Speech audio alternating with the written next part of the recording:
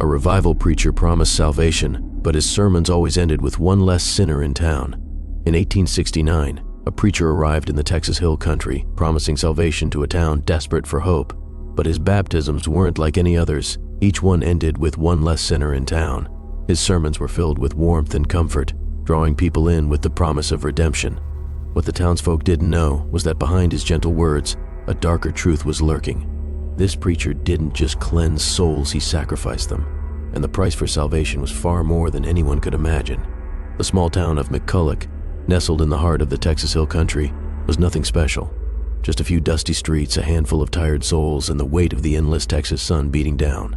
The land was harsh, unforgiving, and for many, the future seemed as barren as the fields they struggled to farm.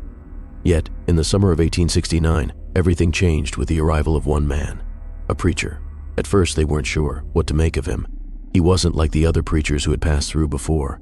He didn't shout fire and brimstone. Instead, his voice was soft, soothing like honey dripping from a comb. His eyes, dark and penetrating, seemed to look right into your soul. They say he had the power to make anyone feel as if they were the only one in the room, as though they were the most important person in his world. His name? Reverend Elias West. He arrived on horseback, his clothes simple yet neatly pressed, his expression serene but purposeful. He made no grand gestures, there was no fanfare. He simply entered the town with an air of quiet confidence, offering no explanation for his sudden appearance except for the fact that he had come to offer salvation. For the townsfolk, that was enough. McCulloch had been struggling for years. The droughts had taken their toll on the crops, and the small town economy was withering away.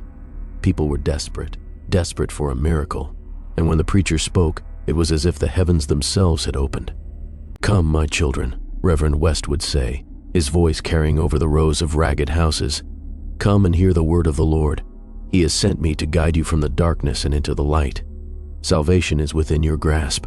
I am here to offer you redemption, to wipe your sins away and lead you to a new life." His words were like music to their ears. For the weary, broken souls of McCulloch, these were the words they had been waiting for. But it wasn't just the promise of salvation that brought them in. It was the preacher himself. He was magnetic, a man who exuded calm and authority, and when he spoke, people listened, and they followed. Within days, the town's modest church was filled to overflowing. The pews, once empty and gathering dust, now seemed to radiate with energy.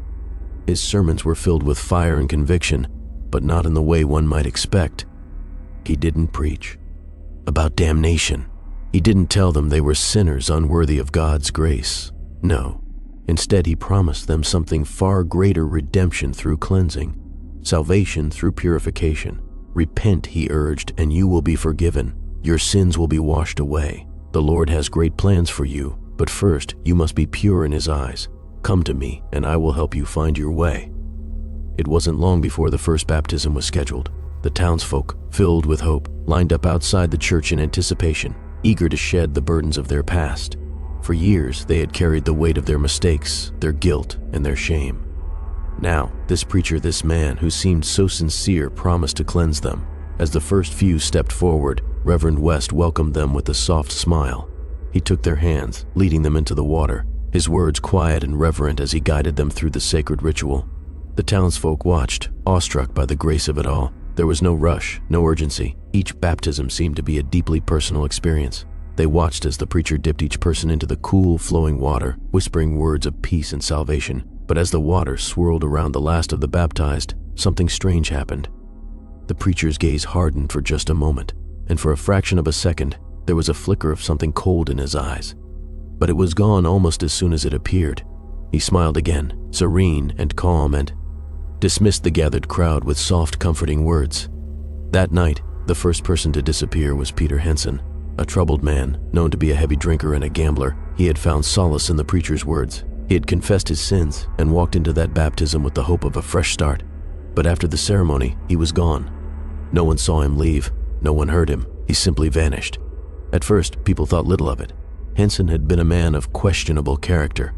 He had come to the preacher looking for something, maybe redemption, maybe just an excuse to escape the reality of his failures. But to the preacher, he was just another soul to purify.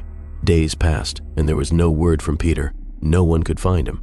Some of the townsfolk started to whisper, Had he really been saved, or was there something more sinister behind his disappearance? But when Reverend West spoke again, those whispers faded. "God works in mysterious ways," he said, his voice like velvet. "Sometimes those who cannot be redeemed are taken, so that the rest of you might live in peace." The preacher's calm words soothed the town. They trusted him. They had to. They had nothing left. But as the weeks passed, more people began to disappear. One by one, they vanished without a trace. But every time, Reverend West was there, offering the same comforting explanation: it is God's will. They were not truly ready for salvation. The town began to question, but no one dared speak too loudly. To do so would be to risk the wrath of the preacher, who had become as much a part of their lives as the land they lived on. His power over them was growing, but so was the fear gnawing at the edges of their hearts. Still, no one could deny the growing sense of dread. People had disappeared. And yet, the town, caught in the grip of hope, refused to see the truth.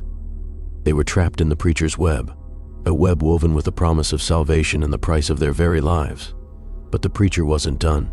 No, this was just the beginning. His hold over the town was about to tighten even further, and the darkest part of his plan was just beginning to unfold. What the townsfolk didn't know was that this preacher had a past filled with blood, and as his power grew, so did the darkness he carried with him. In Chapter 2, we'll dive into the first baptism and discover just how far Reverend West is willing to go to fulfill his twisted vision of salvation. The morning sun bathed the town of McCulloch in a soft golden light as the townsfolk gathered outside the church. They had come for something they thought was sacred, something that would wash away the sins that had bound them for so long. The air was thick with anticipation, buzzing with murmurs of excitement and hope. For many, this was the first time they had felt true peace in years. Salvation was finally within their grasp. Reverend Elias West stood at the front of the congregation, his dark eyes scanning the crowd. There was no need for a sermon today, he had assured them. The work was done. The words were spoken. Now all that remained was the act of cleansing.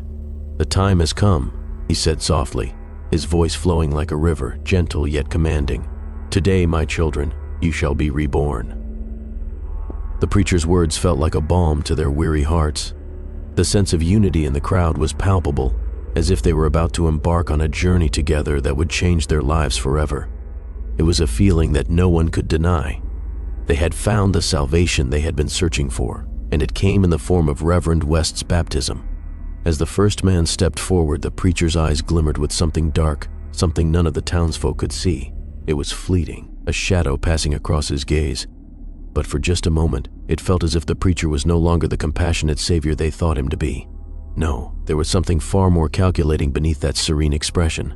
Samuel Jenkins, a widowed farmer, was the first to kneel at the water's edge. He had heard the preacher's words and, like the rest, believed them to be a promise of peace, of salvation, and of redemption. He had lived through years of struggle, watched his crops wither, and his children grow sick. He needed something to hold on to. He needed the preacher's salvation. Reverend West took his hands and guided him into the shallow stream that ran beside the church. The water was cool, almost unnervingly so, as if it were alive, a living thing that could cleanse more than just the skin. The preacher lowered Samuel's head into the water, his voice quiet but full of power. "By the blood of the Lamb, you are forgiven. Rise, purified and free." But when Samuel stood, there was something different about him. His eyes were wide, staring, unseeing. His face was pale. For a moment, it was as if he hadn't heard the preacher's words at all. The preacher stepped back, his face masked with calm, as if nothing was amiss. The townspeople watched, unsure of what had just happened. Reverend West smiled at them. "Do not fear, my children. The cleansing is powerful. You may not see the change right away, but know this Samuel has been touched by the Lord." The crowd nodded, murmurs of relief flowing through the gathering like a breeze. They believed him. Samuel too seemed to snap back to reality, though something in his gaze had shifted. He smiled faintly and returned to his place among the others, but no one noticed the small detail that had slipped past them, the blood that stained the water where Samuel had stood, a single dark stain that would never wash away. As the preacher began to baptize the others, the scene continued like a dream, the townsfolk following along like puppets in a play they didn't fully understand. One after the other, they came forward, eager to be saved. They believed in the preacher's promise, in his words, in his calm assurance. They did not know that. With each step, They were inching closer to something far darker than any of them could have imagined. The second to kneel before the preacher was Maria Rivera, a young woman whose family had fallen on hard times. She had lived through the death of her father, the illness of her mother, and the hunger that seemed to gnaw at her every day. The preacher had given her something she hadn't had in years' hope. Reverend West took her hand and led her into the stream, his face warm with compassion. "Your sins are nothing, child," he said. "Leave them behind." As Mariah's head was submerged, the preacher's gaze flickered again, that cold, calculating look returning for just a split second. The water closed over her, and as she rose, she seemed different too. Her face was flushed, her eyes wide with fear, but she did not speak. The preacher stepped back, a small smile tugging at the corners of his lips. He raised his hand, addressing the crowd. "The Lord moves in mysterious ways, my children. Do not worry. Maria is cleansed, just as you will be." But something was wrong. No one spoke. The townsfolk exchanged glances, but they said nothing. After all, they had come for this, for salvation, for peace. The preacher's assurances were enough for them. They trusted him. But what they didn't see was the blood. It stained the water again like a dark omen, a mark that no one could erase. Samuel, now standing at the edge of the stream, looked back at it, his expression unreadable. One by one, the baptisms continued. Each person came forward with their heart full of hope, believing that they were taking part in something pure. And yet, with each person who entered the water, a darker shadow fell over the church. The air felt heavier. The preacher's smile grew colder. He spoke the same words, "By the blood of the Lamb, you are forgiven." And with each passing moment, it became clear that these weren't just acts of salvation. These were rituals carefully crafted and dark. Then came the final baptism of the day, and with it, the first disappearance. Lucy Davis, a young girl of only 17, was the last to approach. She had always been an outsider in McCulloch, someone who never quite fit in. Her family was poor, her mother absent, and her father lost to a long battle with fever. When the preacher arrived, she had found something in him, a father figure perhaps, someone who could offer her the safety she so desperately needed. Reverend West led her into the water, his hands gentle, his voice a soft whisper. "You are precious, child. The Lord will cleanse you. You shall never know suffering again." As Lucy was lowered into the water, her body seemed to stiffen, her eyes wide and unblinking. When she rose, there was no joy, no relief in her face. There was only confusion. The crowd shifted uneasily. A few murmured, asking if everything was all right, but no one dared question the preacher. Lucy stood there, almost in a trance, as Reverend West gave her a small nod. "You are free, Lucy," he said quietly. "Go in peace." But when Lucy turned to leave, she faltered. Her steps were slow, uneven, and then, just as quickly as she had entered, she disappeared into the trees at the edge of the water. The preacher's face remained calm, almost serene, but his eyes betrayed something darker. He had done it again. He had taken her. No one noticed at first. The town was so caught up in the preacher's spell that they didn't see the truth, not yet. They didn't see that Lucy Davis, the last of the day's baptisms, was gone. And as the preacher stepped back from the water, his smile never faltered. But in the depths of his eyes, there was a flicker of something darker, something that had been there all along. The preacher's promises of salvation had cost them more than they could have ever imagined. But what the townsfolk didn't realize was that the blood they thought was purifying them was also condemning them. In Chapter 3, the town's faith will be tested as the darkness lurking behind Reverend West begins to consume them. The town of McCulloch had never seen anything like Reverend Elias West. Weeks passed, and with each day, his influence grew. He was more than just a preacher to the townsfolk. He had become the very fabric of their lives. People no longer questioned the disappearances, the strange baptisms, or the odd sense of unease that lingered in the air. Reverend West had an answer for everything soothing, comforting, and convincing. The church, once a place of quiet, reflection, was now a hub of activity. His sermons were packed with people, eager to hear the words that had saved them. Every sermon seemed to carry a message of hope, of cleansing, of rebirth. They began to believe that this was the second coming, that they were witnessing a miracle. But as his power grew, so did the tension beneath the surface. Not everyone was taken in by his charm. A small but growing group of people began to feel something was wrong. They had seen the blood that stained the waters after each baptism. They had heard the whispers about the people who vanished after the preacher's ceremonies. But no one dared speak openly against him, not yet. One of the first to voice concerns was Sarah Jenkins, the wife of Samuel, the man who had been the first to be baptized. Since that day, Samuel had been different. He wasn't the same man who had walked into the stream with hope in his heart. Something had changed. His eyes were colder, distant. He hardly spoke anymore, and when he did, it was as though his voice came from somewhere far away, distant and detached. Sarah noticed that her husband had stopped caring about their farm, their children, or their future. She had seen the same pattern in others. People were changing after their baptisms.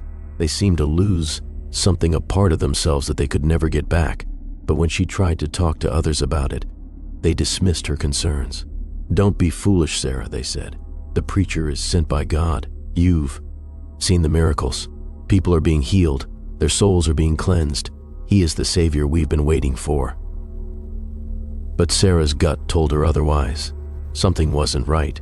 She confided in her neighbor, Peter Henson's widow, Mary, who had her own doubts. "The preacher doesn't heal people," Mary whispered one evening. "He takes them, as not saving them." As her voice trailed off, but Sarah could hear the fear in her words. Sarah felt a cold chill run down her spine. Mary's words echoed in her mind, "He takes them." What did that mean? As the weeks wore on, the preacher's power continued to tighten. His influence over the town was absolute. He had no rivals. People flocked to him seeking salvation. The church was now his kingdom, and he ruled it with a gentle hand, his words soft but unyielding. No one questioned him, not anymore. His every word was gospel, but not everyone was satisfied. As more people came to the preacher for baptism, the more Sarah saw the change in them. They weren't being healed, they were being controlled. There was a hollowness in their eyes, a blankness in their demeanor, and the blood that stained the water each time someone stepped into the stream. No one seemed to notice anymore. It had become a part of the ritual, accepted without question. One evening, Sarah decided to confront the preacher. She couldn't shake the feeling that something terrible was happening to her husband, to all of them. She found Reverend West in his study, the soft glow of a candle casting shadows over his face. He looked up as she entered, his smile warm, as always. "Sarah," he said, his voice like velvet. "How can I help you today?" "I need answers," Sarah replied, her voice trembling. "What's happening to Samuel? What's happening to everyone after their baptism?" Reverend West's smile remained, but there was something colder in his eyes now. "You've seen the change in them, haven't you?" He stood slowly, moving toward her with a quiet, deliberate grace. "But you must understand, Sarah, salvation comes at a price. Not everyone can truly be saved. Some people, like your husband, are destined for a higher purpose. He has been chosen just as you have." Sarah's heart raced. "What do you mean, chosen? What is this?" "Do not be afraid," he said, stepping closer, his presence overwhelming. "You too will understand soon enough. You see, the Lord has given me a task to purify the souls of the damned, and the price for purification is blood." Sarah stepped back, her breath quickening. She had been right. All along she had known that the preacher's salvation was something darker. "Blood?" she whispered. "What are you talking about?" The preacher's smile widened, and for the first time, she saw something truly cold in his gaze. "The blood is necessary, Sarah.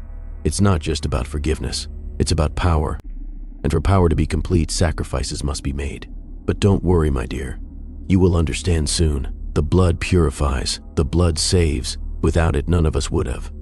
The strength to overcome our weaknesses, to become as the Lord intended." The walls of the small study seemed to close in on her. She was trapped. She had stepped too far into the preacher's world, and now there was no turning back. "You must leave," Sarah said, her voice a mixture of fear and defiance. "You must leave this town. You're not who you say you are. You're not a man of God. You're something else, something terrible." Reverend West's smile faded, replaced by something far darker. "You don't understand, Sarah. This is bigger than you, bigger than the town. The cleansing has already begun, and now it will be finished." Before she could respond, he stepped back, his gaze never leaving hers. "But you will see. Soon enough, you will all see. The blood is the key to salvation." Sarah turned and ran from the room, her heart pounding in her chest. She had seen the truth, but now she was more afraid than ever. There was no escaping him, no escaping the preacher. The town had already fallen too deep into his web. That night, as Sarah lay in bed, her thoughts raced. The preacher had been right about one thing. She could feel the darkness growing. The preacher's hold on the town was like a vice, squeezing tighter and tighter with every passing day. As she lay awake, a scream pierced the night air, a cry for help that sent a chill through Sarah's veins. It was a scream she knew well. It was the scream of someone who had just realized what they had become. But when Sarah ran to the window, she saw nothing. The street was empty. The town was still. And yet she knew that whatever was happening, whatever the preacher was doing, was now beyond her control. Sarah could stop the preacher, but someone else could. In Chapter 4, the town will begin to unravel as the darkness inside the preacher's rituals comes to light. The blood isn't the only thing that will be spilled. The days after Sarah's confrontation with Reverend West felt suffocating. McCulloch, once a quiet town, now buzzed with an undercurrent of fear and uncertainty. Sarah couldn't shake the preacher's chilling words, nor the unnerving certainty that something terrible was happening to the very soul of their town. The people who once looked to Reverend West as a savior were now pawns in a game they didn't understand, and Sarah knew it was only a matter of time before the full truth was exposed. But the preacher had already thought of everything. The baptisms, the blood, the people vanishing everything had been part of his plan. The people of McCulloch had believed they were being purified, cleansed of their sins. What they didn't realize was that the preacher's salvation wasn't about redemption at all. It was about power. And the blood that stained the water after each baptism was not a mere symbol of forgiveness. It was the source of the preacher's dark strength. The following Sunday, as the town gathered once more for another sermon, the air felt different, charged with a palpable sense of tension. The preacher's influence had reached its peak, and now he was preparing to perform his most powerful ritual yet. A ritual that would bind the entire town to him forever. But to complete it, he needed more than just faith. He needed a sacrifice. Sarah, desperate to find answers, had turned to Mary Henson, Peter's widow, for help. Together, they had spent days searching for clues, piecing together the disturbing patterns of disappearances, the odd bloodstains that lingered after each baptism. They had even sneaked into the preacher's private study, only to find cryptic notes about a final ritual and references to sacrifices. But nothing had prepared them for what they would discover next. On the evening before the next baptism, Sarah and Mary hid in the church, waiting for the preacher to leave for his evening prayers. The church was empty except for the heavy silence that hung in the air. As the clock ticked on, they ventured further into the preacher's private chambers. "What do you think is planning?" Mary whispered, her voice trembling. "It's been getting more intense with each sermon, more demanding." "I don't know," Sarah replied, clutching the old leather-bound book she had found earlier. "But whatever it is, it's bigger than we thought." They flipped through the pages of the book, each filled with detailed instructions for rituals, prayers, and even the names of people who had disappeared. But it wasn't until they reached the final pages that the truth became clear. "There it is," Sarah said, her heart pounding. The final ritual was a dark, twisted form of purification, one that required the life force of an innocent to fuel it. The preacher was preparing to sacrifice someone during the next baptism, using their blood to solidify his power over the town. "We have to stop him," Mary said, her voice shaking with fear. "If we don't, he'll have total control over all of us. We'll never escape." But as they turned to leave, a cold, unsettling voice filled the room. "I see you've found my little secret." Sarah froze, her blood running cold. Reverend West stood in the doorway, his face illuminated by the dim light of the lantern. There was no smile this time, no warmth in his gaze, only cold, calculated malice. "You've been digging, haven't you?" he said, stepping into the room with an air of quiet authority. "It's a shame you couldn't resist the temptation, but it's too late now." Sarah's heart raced, and for the first time, she saw the preacher not as a man of God, but as a monster. His calm demeanor gave way to a more sinister air. His voice dropped to a low, almost hypnotic whisper. "You see, Sarah, I didn't just come here to save people. I came to become something greater. I came to control the very essence of life itself. The blood. It's not just for purification, it's for power. With each drop I gain strength. With each life I take, I become closer to my true purpose." Sarah's hands trembled as she clutched the book to her chest. "You're insane," she whispered. "You're murdering people to gain power. This is salvation," he interrupted, his eyes narrowing. "This is the only way to cleanse the world of its sins. People are weak, Sarah. They don't understand that without sacrifice, without blood, there is no true redemption. Only the purest can lead.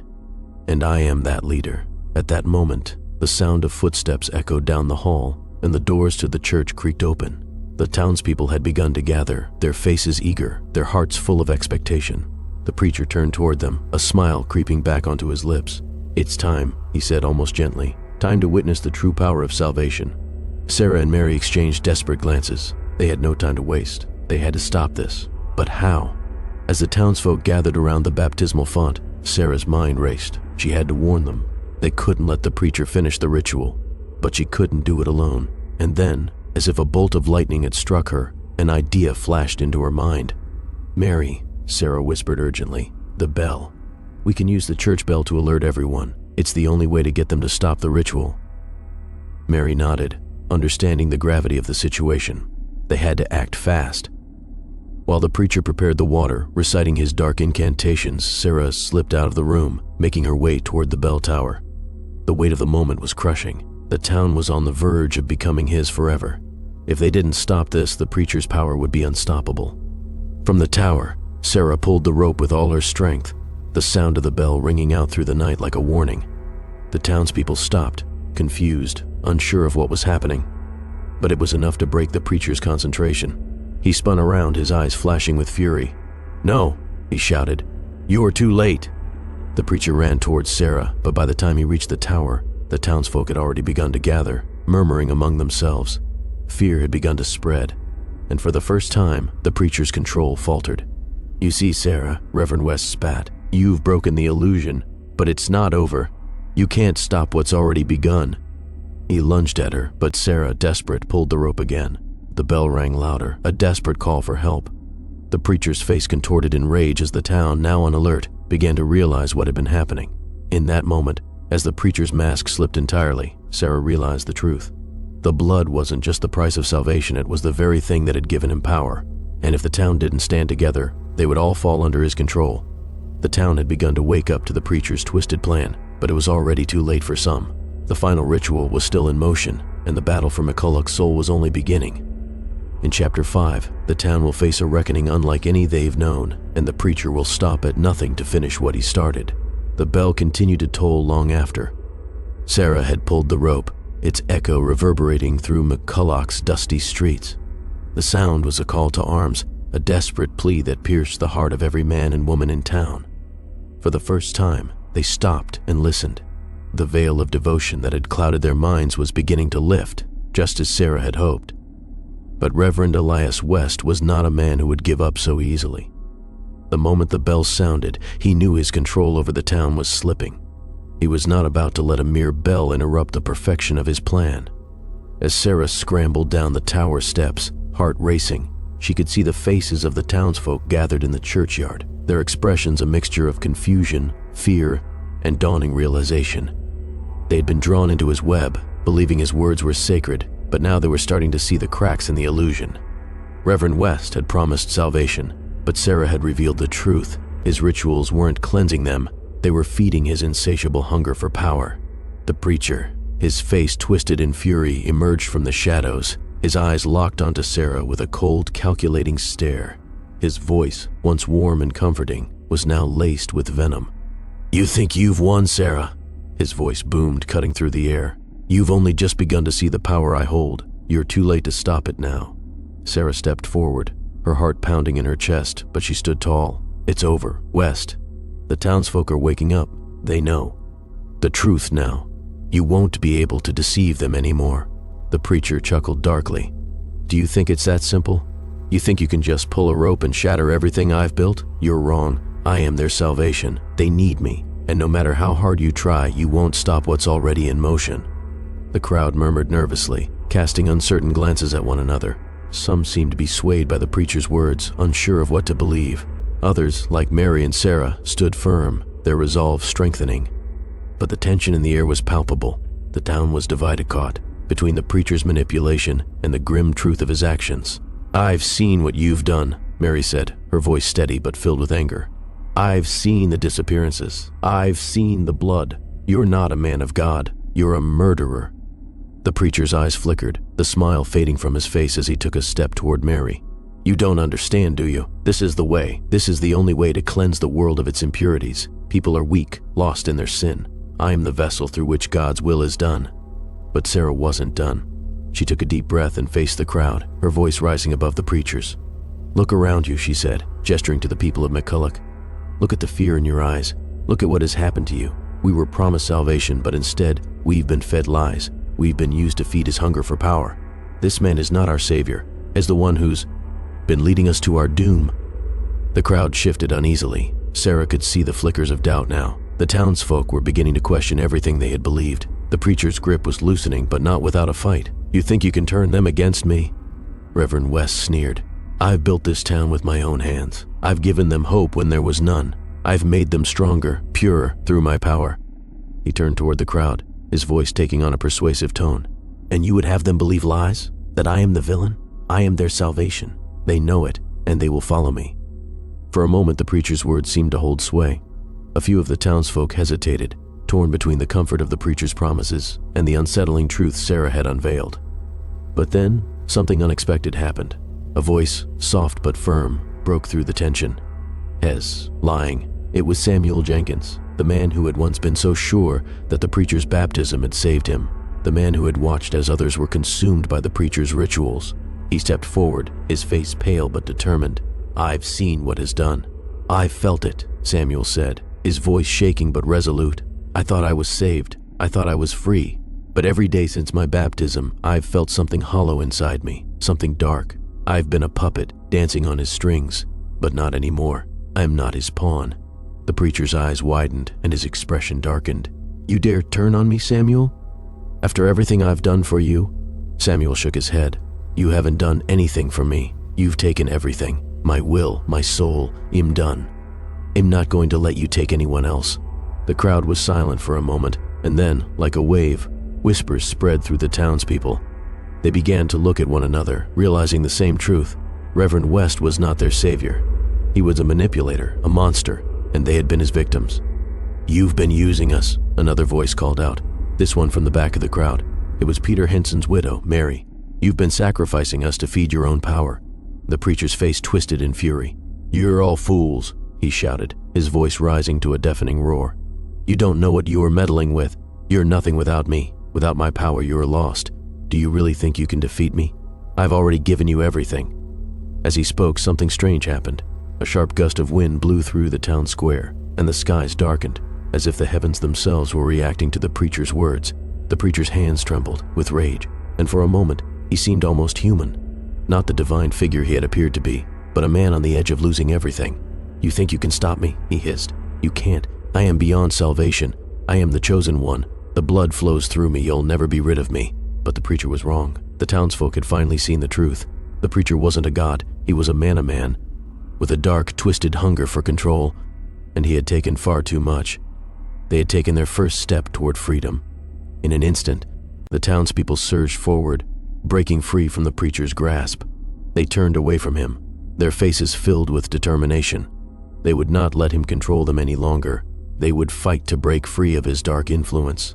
The preacher's power is crumbling, but he isn't ready to give up. The town may have turned against him, but there is one final, horrifying ritual that will give him everything he has ever wanted. In Chapter 6, the town will face its darkest hour as the preacher's final plan unfolds. The battle for McCulloch's soul is far from over. The tension in McCulloch had reached a boiling point. The townsfolk had turned their backs on Reverend West, but the preacher was far from defeated. His once magnificent presence had been reduced to a man cornered, desperate to hold on to the power he had gained. He stood in the middle of the churchyard, his hands trembling at his sides, his face a mask of pure fury. "You may think you've won," he said, his voice low and guttural, "but you're mistaken. You don't know what you've unleashed." The townspeople gathered around him, their faces filled with a mix of defiance and fear. It wasn't just their future they were fighting for anymore, it was their very souls. They had seen the truth that the preacher was no man of God, but something much darker. He had used them, sacrificed them, and now, in the face of their rebellion, he was unraveling. "I warned you," Reverend West continued, "that salvation always comes at a cost. You were willing to pay the price, but now you'll pay it in blood." Sarah Jenkins, standing at the front of the crowd, took a step forward, her heart pounding. She was determined. There was no turning back now. "What is it, West?" she asked, her voice steady, despite the storm of emotions raging within her. "What have you done?" The preacher's lips curled into a twisted grin. He looked over the town, the place that had once embraced him as a savior, and now they saw him for what he truly was. "You think you understand? You think you've seen the truth?" he said, his tone suddenly colder. "You haven't. Not yet." He raised his hands toward the sky, as if calling upon some unseen force. The wind howled, and the clouds above seemed to swirl, darkening the skies. The ground trembled beneath their feet, and for a moment, the air felt heavy like the weight of something ancient and powerful was pressing down on them. "The blood," he whispered, "is what has kept me alive. It is what gives me strength. Without it, I would be nothing." His eyes gleamed with madness. But you, my dear townspeople, are the key to something far greater than you can possibly imagine." Sarah's breath caught in her throat. "What do you mean?" she demanded. Reverend West laughed, his voice echoing through the night. "You think I came to save you? No, I came to consume you, to drain the very life from this town, until it has nothing left to give. You have no idea what I've been building here. You've been the sacrifices all along." The townspeople gasped. The weight of his words hit them like a blow. They had trusted him, they had believed in him, but they had been nothing more than pawns in his twisted game. "But there is one final piece to this puzzle," the preacher continued, his smile growing wider. "And that piece is you." He pointed directly at Sarah. "You were always meant to be the final sacrifice. The blood of the innocent is what completes the ritual." Sarah's heart raced, but she refused to let fear control her. "I won't let you do this." Reverend West's eyes darkened, his expression turning cold. "You don't have a choice," he said, stepping closer to her. "Once the ritual is complete, you will all be mine, forever." But just as the preacher took another step forward, something unexpected happened. The ground beneath their feet cracked open with a deafening roar.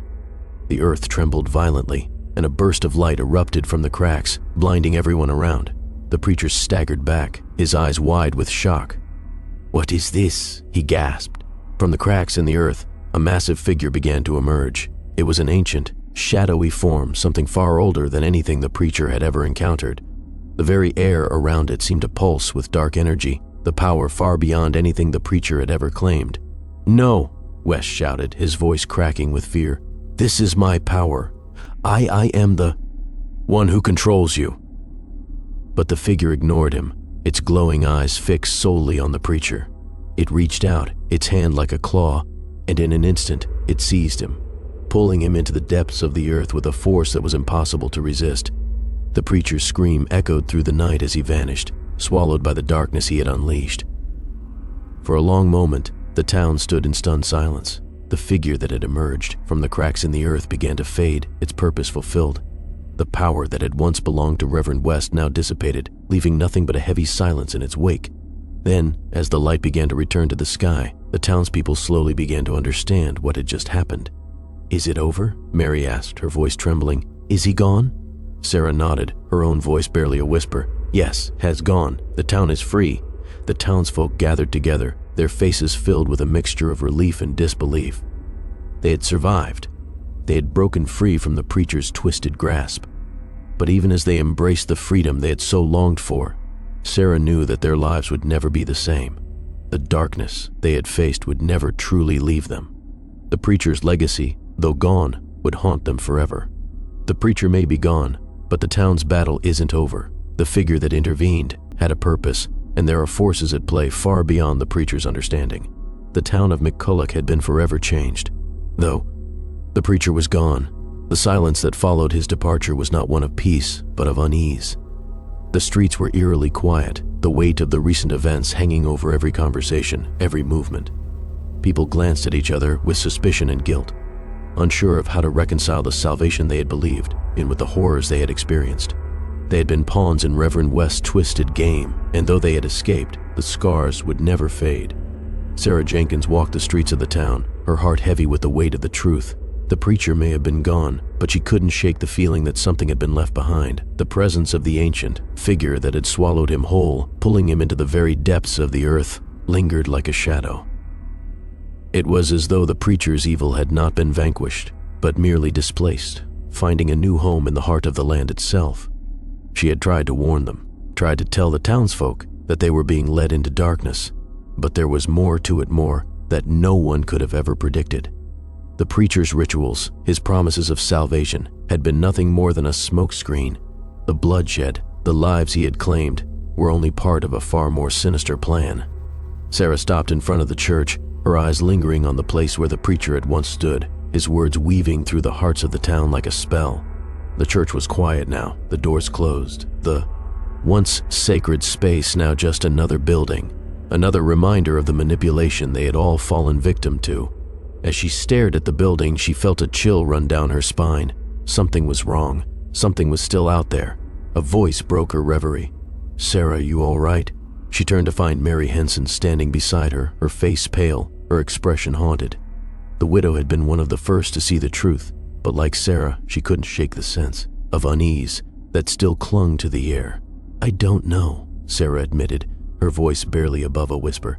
"I keep feeling like there's more to this than we know, like we've missed something." Mary nodded slowly. "I feel it too. After everything we've been through, we should feel safe, but we don't. I keep thinking about the people who disappeared, Peter, Samuel, all of them.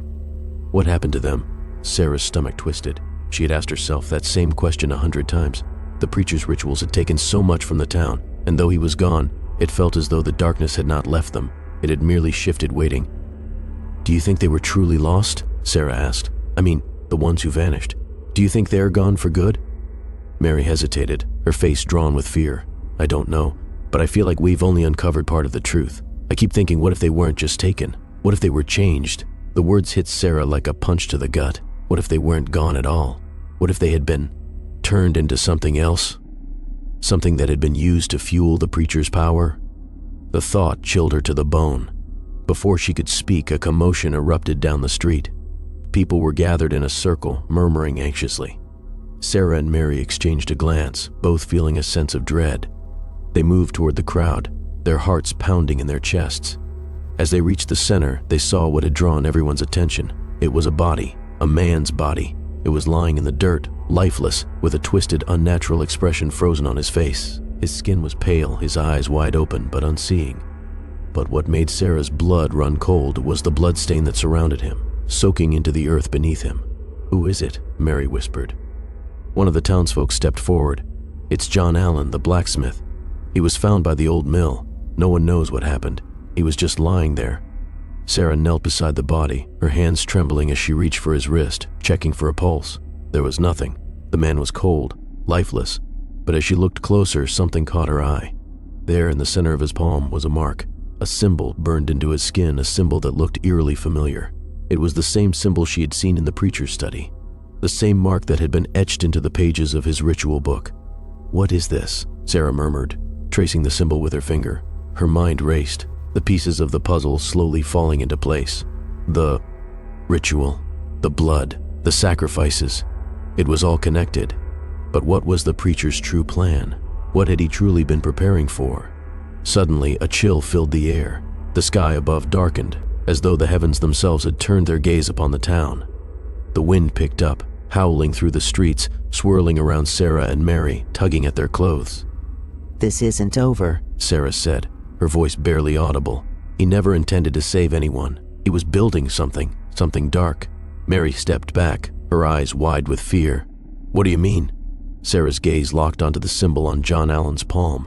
The preacher didn't just want to control the town. He was trying to awaken something ancient, something beyond his power, and now that is gone, it's still here.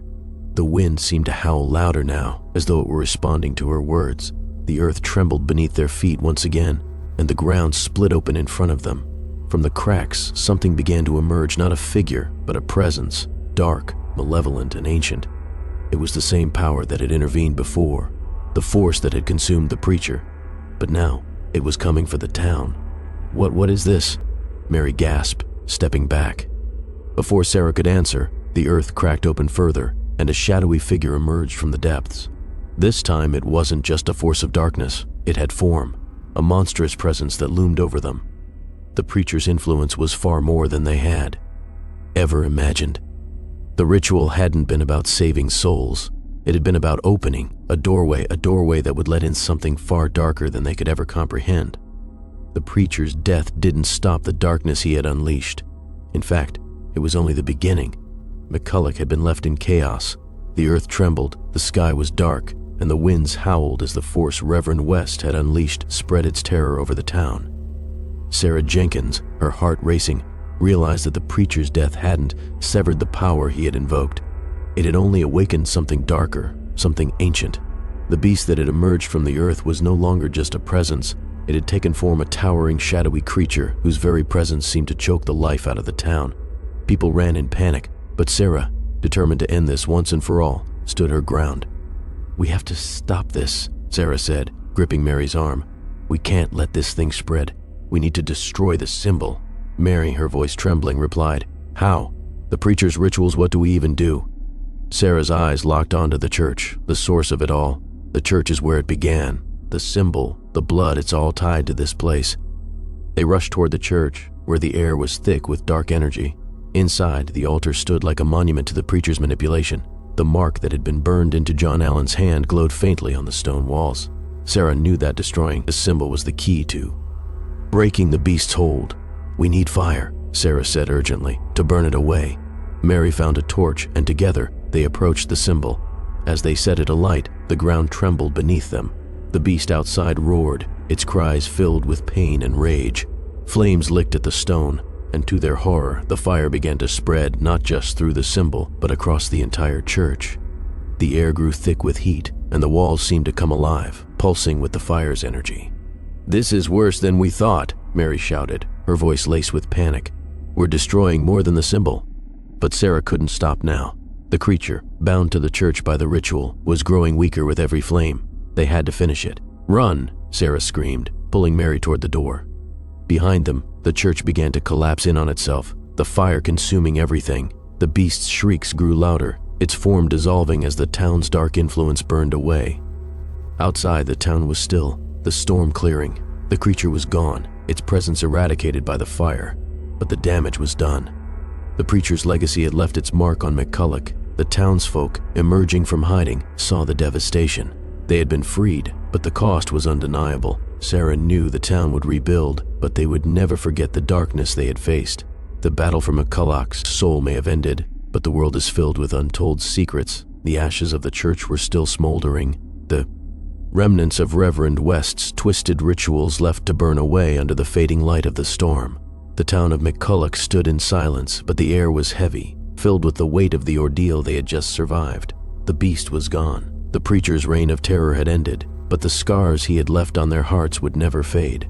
Sarah stood at the edge of the ruins, watching as the townspeople began to gather. Some were helping each other, offering solace, while others simply stared into the distance, lost in their thoughts. They had fought for their survival, but now they were left to grapple with the aftermath. The monster had been defeated, but what about the darkness that had been unleashed?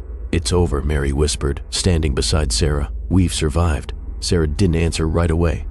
The fire had consumed the preacher's power, but she couldn't shake the feeling that something was still missing, something that had not been completely severed. "Is it really over?" Sarah asked, her voice barely audible. "What if this was just the beginning?" Mary frowned. "What do you mean?" Sarah turned toward the ruins, her eyes scanning the remains of the church. "There's something about the preacher, about what he did here. The blood, the symbols, I think Webb destroyed one part of it, but what if the darkness still lingers?" Before Mary could respond, a voice called out from the crowd. It was one of the elders, a woman named Mrs. Miller, who had always been a quiet, reserved figure in the town. "Sarah, Mary, you need to see this." They rushed over to where Mrs. Miller was standing. The woman's face was pale, her hands trembling as she held a small weathered box. "I found this in the preacher's study," she said, handing it over to Sarah. Sarah opened the box cautiously. Inside there were more of the symbols, sketches, diagrams, and strange markings, all referencing rituals, but this time, they were different. These markings weren't meant to summon something, they were meant to seal something away. "What is this?" Sarah whispered, her fingers tracing the drawings. "The preacher's true purpose," Mrs. Miller explained, her voice shaky. "He wasn't just summoning a creature, he was trying to open a gateway, a portal, one that would allow something far darker to enter our world. He was never after power, he was after control, over death itself." The realization hit Sarah like a ton of bricks. The preacher had been trying to cheat death, to transcend it, but the ritual hadn't worked as he intended. It had backfired. The creature he had summoned wasn't the end game, it was merely a catalyst. Sarah's heart raced. "You mean he wasn't finished? The ritual wasn't complete?" Mrs. Miller nodded, her eyes filled with fear. "No, the portal was never fully opened, but if the preacher's rituals had succeeded, if he had completed the final step, he would have gained control over the dead. The town would have been his, as would the land itself. The blood he spilled was meant to fuel this. What now?" Mary asked, her voice trembling. "Is it still possible? Can the portal still be opened?" Sarah's mind raced. They had thought they had defeated it, but now they realized that the preacher's final act had left a seed of destruction behind. His rituals had tainted the town, and now they had to deal with the aftermath or risk facing something far worse than the preacher. "The only way to stop it for good," Sarah said. her voice steady despite the fear that clawed at her chest, "is to destroy the last remnants of the ritual, the symbols, the blood, everything. It's the only way to ensure that whatever he was trying to unleash stays buried forever." The town had come together once, but now they had to do it again. They needed to act quickly before the preacher's influence could spread once more. They had to erase the symbols from the land before they could take root again. As Sarah, Mary, and the townsfolk set out to burn the final remnants of the preacher's legacy, the ground beneath them rumbled once again. It wasn't the storm this time. It was something else. The air was thick with power, but this power felt different. The preacher's portal had been sealed, but now it was like the very earth was resisting their efforts. "We need to hurry," Sarah shouted, feeling the ground tremble beneath her feet. The air grew dense with the scent of earth and decay. They were running out of time. But as they gathered the final symbols, Sarah felt it. The presence that had once been inside the preacher was now trying to claw its way back in. It wasn't just the preacher who had been after control. Something deeper had been waiting for centuries. And now it had begun to stir again. As the last of the symbols was burned, the ground trembled violently, and the sky above flashed with an unnatural light. The ritual may have been destroyed, but the forces that had been awakened were still out there, waiting for the right moment to return. The battle for McCulloch may be over, but something darker still lurks beneath the surface. The air was thick with an eerie calm as Sarah and the townsfolk stood among the ruins of the preacher's ritual. The storm had passed, but the uneasy silence that followed was a stark reminder that they hadn't truly escaped the darkness. Despite their best efforts to destroy the preacher's symbols and burn his rituals, the ground still felt wrong, as if the land itself had been tainted. The presence that had once consumed McCulloch was still there, lurking beneath the surface, waiting for the right moment to return. Sarah stared at the horizon, the faint light of dawn breaking through the clouds. She could feel the weight of the past weeks pressing down on her. The town had survived, yes, but had they truly been freed? The thought that lingered in the back of her mind was the same one that had haunted her for days. The preacher's legacy was not just a story of power, but one of eternal consequence. The land itself had been altered, and the battle wasn't over. "We did it, right?" Mary asked, her voice filled with uncertainty. "We stopped him, didn't we?" Sarah turned to face her, her expression grim. "I wish I could say yes. But something is still here, Mary. We may have burned the symbols, destroyed the rituals, but there's something deeper, something that was awakened by the preacher's actions, and I don't think it's finished." Mary shook her head, looking around the town. The people had started to rebuild, but Sarah could see the doubt in their eyes. The town had been shaken to its core, and the preacher's twisted influence still hung in the air like a dark cloud. Suddenly, the ground beneath them trembled. At first it was subtle, like a distant rumble, but then it grew stronger, shaking the very foundation of McCulloch. The townsfolk stopped what they were doing, their faces filled with fear. This wasn't a storm. This wasn't just a natural tremor. It was something far more ominous. "The earth is moving," Sarah whispered, her eyes widening as the tremors grew stronger. The trees began to sway violently, and a deep guttural sound echoed from the ground. The town had been built on the preacher's rituals. The very land had been a part of the dark force he had sought to control, and now it was responding to their attempts to erase it. "We have to get out of here," Mary shouted, but before anyone could react, the earth cracked open beneath them. A massive fissure split the ground, swallowing trees, houses, and anything else in its path. The townspeople screamed as the chasm widened, revealing the deep, writhing darkness below. From the depths, a figure began to emerge, not the preacher, but something far older, the very thing the preacher had sought to control, the ancient entity that had been waiting for its release. It was monstrous, a swirling mass of shadow and smoke, its form shifting and pulsating as if it were a living nightmare made flesh. "Everyone, run!" Sarah screamed, grabbing Mary's arm as the ground continued to crack open. They ran, the earth beneath their feet shaking with every step, but the creature's presence was inescapable. The air grew colder, and the creature's voice, deep and guttural, filled the air like a chant of despair. The townspeople scrambled to escape, but the creature was too powerful. It was an ancient force that had been bound beneath the earth for centuries, and now it was free. The preacher's death hadn't been the end. It had been the catalyst. As Sarah and Mary reached the edge of the town, they turned to see the creature rising higher, its shadow casting over McCulloch.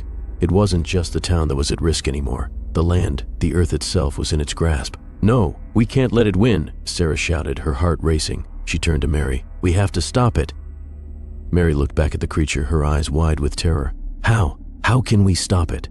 Sarah glanced around frantically, her mind racing. She remembered the preacher's words, the symbol, the blood. The ritual had required a sacrifice to open the portal, and the creature had been summoned as part of it.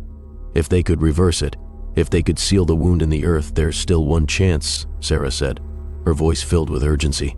The blood, the sacrifice. We need to close the portal for good.